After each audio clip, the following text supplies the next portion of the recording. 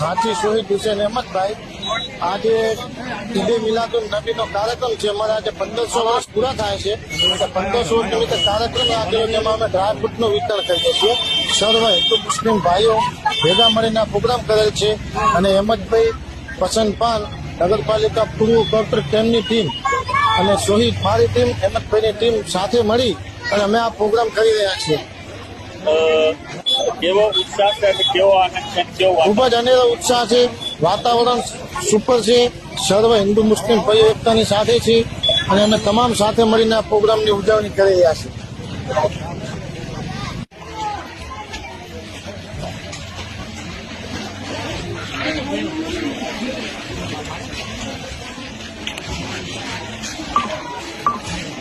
Vamos, vamos.